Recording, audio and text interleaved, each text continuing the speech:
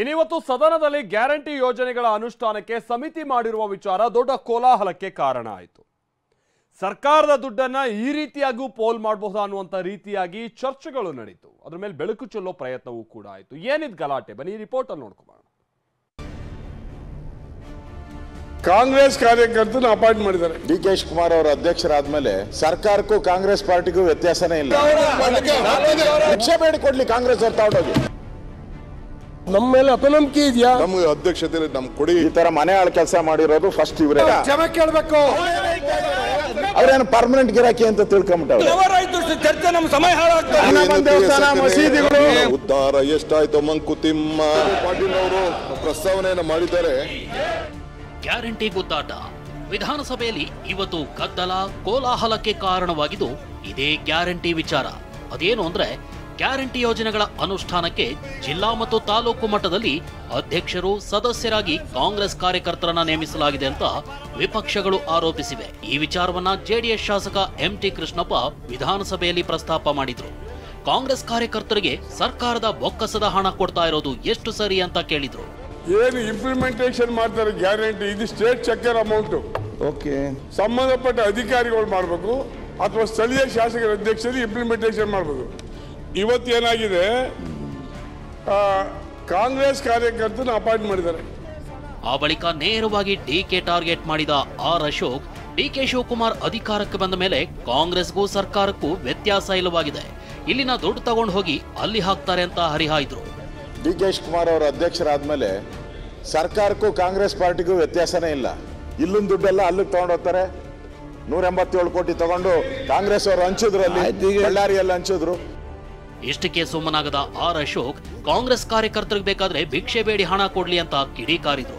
Congress party ದುಡ್ಡಲ್ಲ, ಅವ್ರು ಕಾಂಗ್ರೆಸ್ ಅವ್ರು collect ಮಾಡಿ ಧೈರ್ಯ ಇದ್ರೆ ಕೊಡ್ಲಿ, ಅವರು ಭಿಕ್ಷೆ ಬೇಡಿ ಕೊಡ್ಲಿ ಕಾಂಗ್ರೆಸ್ ಅವ್ರು ತಗೊಂಡೋಗಿ. ಭಿಕ್ಷೆ ಬೇಡ್ಲಿ, ಹೋಗಿ ರೋಡಲ್ಲಿ ಭಿಕ್ಷೆ ಬೇಡ್ಲಿ ತಗೊಂಡೋಗಿ. ಕಾಂಗ್ರೆಸ್ ಪಾರ್ಟಿಗೆ ದುಡ್ಡಿಲ್ಲ, ಕಾಂಗ್ರೆಸ್ ದುಡ್ಡಿಲ್ಲ ಅಂತ ಹೇಳ್ಬಿಟ್ಟು ಭಿಕ್ಷೆ ಬೇಡಿ ಕೊಡ್ಲಿ.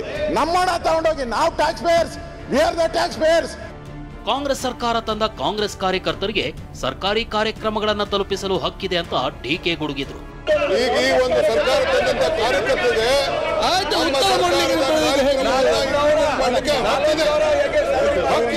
ಏನ್ ಹೇಳ್ತಾರೆ ಅಂದ್ರೆ, ಎದ್ದೆದ್ದು ತುತಿಹೆ ಗುದ್ದಾಡಿ ಸೋಲುತಿಹೆ, ಗದ್ದಲವ ತುಂಬಿ ಪ್ರಸಿದ್ಧನಾಗುತ್ತಿಹೆ, ಜಗವೆಂದು ಉದ್ಧರಿಸುತ್ತೆ ಎನ್ನುತ್ತಿವೆ ಸಕನೆ, ನಿನ್ನ ಉದ್ಧಾರ ಎಷ್ಟಾಯ್ತೋ ಮಂಕುತಿಮ್ಮ, ನಿನ್ನ ಉದ್ಧಾರ ಎಷ್ಟಾಯ್ತೋ ಮಂಕುತಿಮ್ಮ ಅಂತ. ಹಂಗೆ ಡೆಫಿನೆಟ್ಲಿ ಇದ್ರ ಬಗ್ಗೆ ಸಮಾಲೋಚನೆಯನ್ನ ನಾವೆಲ್ಲ ಕ್ಯಾಬಿನೆಟ್ ತೆಗೆದುಕೊಂಡೋಗಿ ಚರ್ಚೆ ಮಾಡಿ ತಿಳಿಸ್ತೀವಿ. ಈ ಉತ್ತರಕ್ಕೆ ಸಮಾಧಾನಗೊಳ್ಳದ ವಿಪಕ್ಷ ನಾಯಕ ಆರ್ ಅಶೋಕ್, ಇಲ್ಲಿಯವರೆಗಿನ ಯಾವ ಸಿಎಂ ಕಾಂಗ್ರೆಸ್ ಅಧ್ಯಕ್ಷನೂ ಈ ರೀತಿಯ ಮನೆಹಾಳ್ ಕೆಲಸ ಮಾಡಿಲ್ಲ ಅಂತ ಹೇಳಿದ್ರು. ಈ ವೇಳೆ ವಾಗ್ವಾದ ನಡೆಯಿತು. ಯಾರು ಈ ತರದ ಕೆಲಸ ಮಾಡಿಲ್ಲ, ಯಾವ ಮುಖ್ಯಮಂತ್ರಿನೂ ಯಾವ ಕಾಂಗ್ರೆಸ್ ಅಧ್ಯಕ್ಷನೂ ಕೂಡ ಈ ತರದ ಕೆಲಸ ಮಾಡಿಲ್ಲ.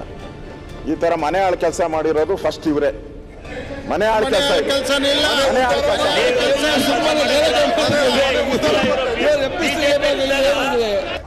ಇನ್ನು ಈ ಬಗ್ಗೆ ವಿರೋಧ ವ್ಯಕ್ತಪಡಿಸಿದ ಕಾಂಗ್ರೆಸ್ ಸದಸ್ಯರು ಆರ್ ಅಶೋಕ್ ಕ್ಷಮೆ ಕೇಳಬೇಕು ಅಂತ ಹೇಳಿದ್ರು.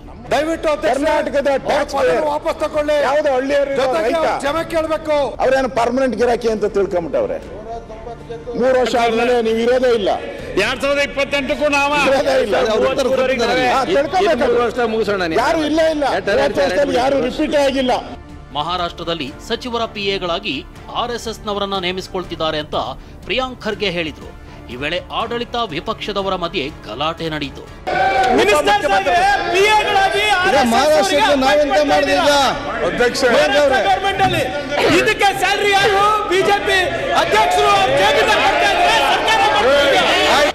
ಈ ವೇಳೆ ಆಕ್ರೋಶ ವ್ಯಕ್ತಪಡಿಸಿದ ವಿಪಕ್ಷ ಸದಸ್ಯರು ಸದನದ ಬಾವಿಗಿಳಿದು ಪ್ರತಿಭಟನೆ ನಡೆಸಿದ್ರು.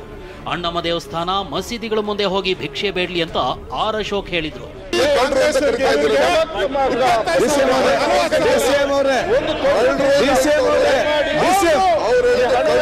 ಆದಷ್ಟು ಬೇಗ ಭಿಕ್ಷೆ ಬೇಡ್ಲಿ ಹೋಗಿ, ಎಲ್ಲನ ಹೋಗಿ ವಿಧಾನಸೌಧ ಮುಂದೆ ಭಿಕ್ಷೆ ಬೇಡ್ಲಿ ಹೋಗಿ. ಭಿಕ್ಷೆ ಬೇಡ್ಬಿಟ್ಟು ತಂದು ಅವ್ರಿಗೆಲ್ಲ ಕೊಡ್ಲಿ ಭಿಕ್ಷೆ ಬೇಡಿ.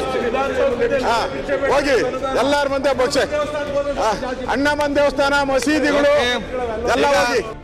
ಗ್ಯಾರಂಟಿ ಅನುಷ್ಠಾನ ಸಮಿತಿ ಗದ್ದಲದಿಂದ ಕಲಾಪ ಮುಂದೂಡಲ್ಪಟ್ಟ ಹಿನ್ನೆಲೆ ಸ್ಪೀಕರ್ ಖಾದರ್ ಸಂಧಾನ ಸಭೆ ನಡೆಸಿದ್ರು.